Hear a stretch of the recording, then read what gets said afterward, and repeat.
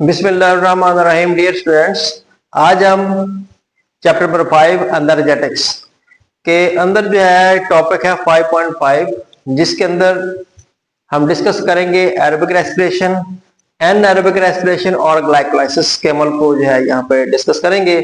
ये आज हमारे चैप्टर नंबर 5 का लास्ट टॉपिक है। तो हम स्टार्ट करते हैं एरोबिक रेस्पिरेशन। एरोबिक रेस्पिरेशन क्या है? सबसे पहले इसकी हम डेफिनेशन करेंगे। तो डेफिनेशन क्या है? The respiration process that occur in the presence of oxygen called aerobic respiration. कि ऐसा अमल जो ऑक्सीजन की मौजूदगी के अंदर हो उसको हम एरोबिक रेस्पिरेशन कहते हैं। रेस्पिरेशन का मतलब होता है सांस लेना, ठीक है। तो हम सांस के जरिए क्या ले रहे होते हैं? ऑक्सीजन।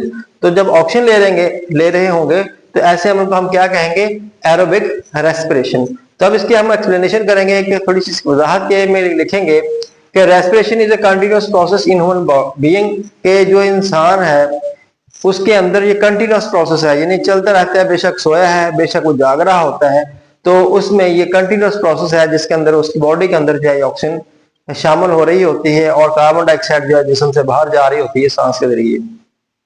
तो ड्यूरिंग दिस प्रोसेस, इस अमल के दौरान क्या होता है कि वी ब्रीथ इन ऑक्सीजन। हम सांस के जरिए ऑक्सीजन को क्या है? ले रहे होते हैं, यानी सांस के जरिए ऑक्सीजन को ले रहे होते हैं। एंड ब्रीथ आउट, और जब सांस बाहर निकालते हैं तो क्या निकलती है बाहर? CO2, यानी कार्बन डाइऑक्साइड जो है ये बाहर निकलती है। तो प्रोसेस के अमल के दौरान क्या है कि aerobic respiration is an exothermic process. तो ये एक एक्सोथर्मिक प्रोसेस है। एक्सोथर्मिक प्रोसेस क्यों है? कि जब बॉडी के अंदर बहुत सारे हमारी बॉडी के अंदर केमिकल रिएक्शन होते हैं in the presence of oxygen, तो हमारी बॉडी के अंदर हीट पैदा होती है और वो हीट जो है वॉल्व होती है, बाहर की तरफ निकलती है। तो इसको हम कहते हैं कि हमारी बॉडी के अंदर जो रेस्पिरेशन के अमल के दौरान प्रोसेस हो रहा होता है इसको हम कहते हैं एक्सोथर्मिक प्रोसेस। तो अब जो रिएक्शंस हैं इसमें respiration carries complex reactions inside the human body. के जब हमारी बॉडी के अंदर बहुत ही कंप्लेक्स किस्म के रिएक्शन हो रहे होते हैं, यानी कि जब इंसान सांस ले रहा होता है तो उस दौरान हमारी बॉडी के अंदर बहुत ही पेचीदा किस्म के केमिकल रिएक्शंस हो रहे होते हैं। तो अब हम डिस्कस करते हैं कि यहाँ पे ग्लूकोज को, कि ग्लूकोज जो है ये ग्लूकोज पहले आता कहाँ से? ग्लूकोज जितनी भी बेकरी की प्रोडक्ट्स है वो सारी की सारी ग्लूकोज होती है। हम रोटी खाते हैं उसके अंदर भी ग्लूकोज है। तो इस तरह अगर कोई फ्रूट लेते हैं तो उसके अंदर भी ग्लूकोज होता है। तो जो ग्लूकोज जो है ये साइटोप्लाज्म में जाता है, जाते ही यहाँ पे 2 पायरुवेट मॉलिक्यूल बना देता है। अब ग्लूकोज का फार्मूला जो है C6H12O6 है, और जब ये पायरुवेट में चेंज होता है तो फिर क्या होगा कि इसका मॉलिक्यूल फार्मूला बन जाता है C3H4O3, और इसके साथ जो है ये एनर्जी पैदा होती है। अब यहाँ पे 2 पायरुवेट मॉलिक्यूल जो होते हैं ये ऑक्सीजन की मौजूदगी के अंदर किस में कन्वर्ट हो गए?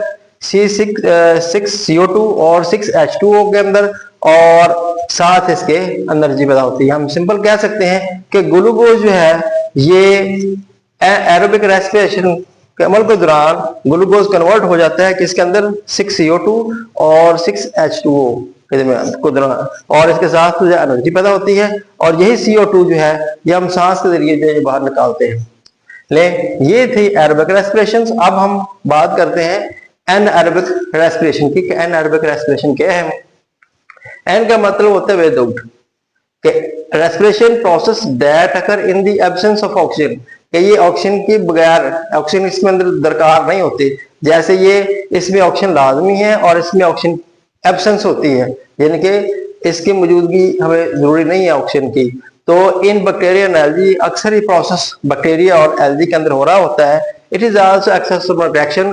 तो ये भी एक एक्सोथर्मिक रिएक्शन है। जब रिएक्शन हो रहा होता है बॉडी के अंदर, यानी बैक्टीरिया के अंदर या एल्गी के अंदर या और भी बहुत सारे जानवरों के अंदर हो रहा होता है, तो इसके अमल के दौरान जो है हीट जो है ये खारिज हो रही होती है। तो जिसको हम कहते हैं जी एक्सोथर्मिक रिएक्शन जो है वो हो रहा होता है कि हीट जो है खारिज होती है। इन दिस प्रोसेस, इस समय में क्या होता है? Glucose is converted into ethanol and carbon dioxide with evolution of energy, और साथ एनर्जी भी इन्वॉल्व होती है। अब देखें कि ये ग्लूकोज जो है किसमें कन्वर्ट हो रहा है? यहाँ पे कार्बन डाइऑक्साइड के अंदर और एथेनॉल के अंदर। और यहाँ पे ग्लूकोज किसमें कन्वर्ट हो रहा था? एरोबिक रेस्पिरेशन के अंदर CO2 और H2O के अंदर।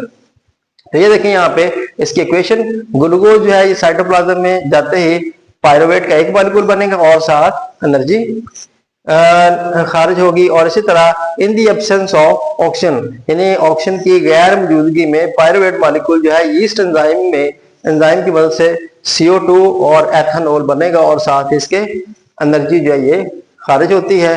तो ये है इसकी इक्वेशन, यानी ग्लूकोज जो है ये CO2 और एथेनॉल, ये लिक्विड हालत के अंदर एथेनॉल पैदा होगा और साथ एनर्जी जो बनती है। अब इसके लास्ट पे जो है एक छोटा सा टॉपिक है लिपिड्स। कि लिपिड्स क्या है? लिपिड्स हकीकत में जितनी भी हम चिकनाहट वाली चीजें खाते हैं वो सारी की सारी लिपिड है, जैसे मक्खन है, घी है, और इसी तरह मुख्तलिफ चिकनाहट वाली चीजें जो हम बॉडी के अंदर लेके जाते हैं, खाते हैं, उनको हम लिपिड्स का नाम देते हैं। तो lipids are organic compounds consist of a fats, waxes हैं एंड स्टेरॉइड्स हैं, स्टीरोल्स हैं। तो ये सारे के सारे लिपिड्स के अंदर आ जाते हैं। तो they are energy reserve within our body, ये हमारी बॉडी का एक एनर्जी प्रोवाइड करते हैं। तो सोर्स ऑफ एनर्जी है, और हाई सोर्स ऑफ एनर्जी कह ले इसको, कि लिपिड हमारे बहुत ज्यादा ताकत जो है ये फराहम करते हैं। Half of the fuel our body comes from the lipids, और इस तरह हमें काफी हद तक जो है ये लिपिड्स जो है हमें एनर्जी प्रोवाइड करते हैं। Excess food is store in lipids in the adipose tissue. अगर हम लिपिड्स को यानी घी वाली चीजों का बहुत ज्यादा इस्तेमाल करेंगे, ज्यादा खाएंगे, तो फिर क्या होगा कि ये जो लिपिड्स हैं हमारे बॉडी के सेल, जिनको कहते हैं एडिपोज सेल्स, एडिपोज टिश्यू भी कह सकते हैं, तो इनके अंदर जो है ये लिपिड्स जो है स्टोर होना शुरू हो जाते हैं। और जब स्टोर होंगे तो हमारी बॉडी के ऊपर मोटापा आ जाएगा, जिसे ओबेसिटी कहते हैं। तो ज्यादा लिपिड के इस्तेमाल से फिर जो है एडिपोज टिश्यू जो है ये ज्यादा लिपिड को स्टोर करते हैं, जिससे बॉडी जो है मोटापे का शिकार हो जाती है। तो during exercise our body release on this resource to provide energy. और इसी बात से हम ये अंदाजा भी लगा सकते हैं कि जब हम एक्सरसाइज कर रहे होते हैं तो एनर्जी जो है हमें इस सोर्स यानी लिपिड से भी हासिल हो रही होती है। तो इस लास्ट पॉइंट पे है glucose is primarily store of glucose, it store muscle and liver. तो ग्लाइकोजन जो है ये प्राइमरी स्टोर है, स्टोरेज होती है, और ग्लूकोज जो है ये ग्लाइकोजन की शक्ल के अंदर हमारे मसल्स और जिगर के अंदर जो है ये स्टोर होता है। तो ये लिपिड्स के बारे में कुछ मालूमात थी। तो अब हमने यहाँ पे एनारोबिक रेस्पिरेशन पढ़ा, अब हम ग्लाइकोलाइसिस जो है उसको डिस्कस करते हैं। तो आइए हम ग्लाइकोलाइसिस को डिस्कस करते हैं।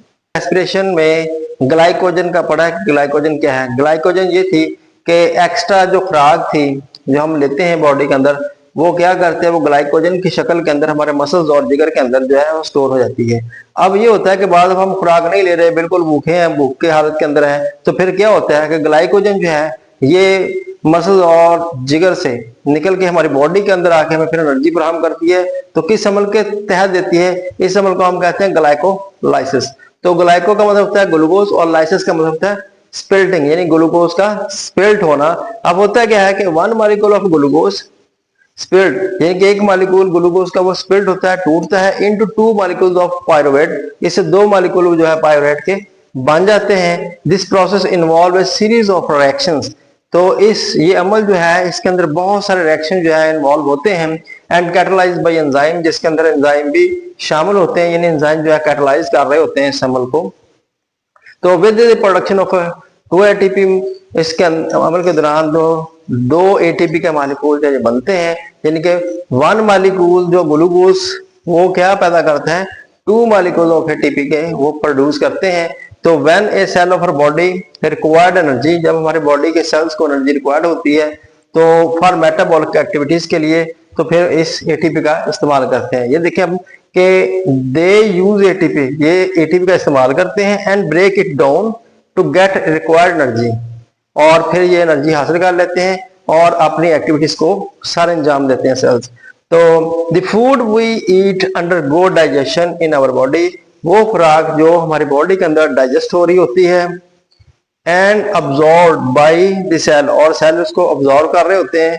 तो जब अब्जॉर्ब कर रहे होते हैं तो फिर उनके साथ क्या मिल रही होती है? ऑक्सीजन। और ऑक्सीजन कहाँ से आती है? हमारे सांस के जरिए हमारी बॉडी के अंदर जा रही होती है। तो इस डाइजेस्ट फूड के साथ ऑक्सीजन मिलती है। तो जब मिलेगी तो फिर खुराक की क्या हो जाएगी? Oxidation, undergo oxidation. तो जब ऑक्सीडेशन होती है तो प्रोड्यूस एनर्जी, इससे फिर एनर्जी हासिल हमें होती है।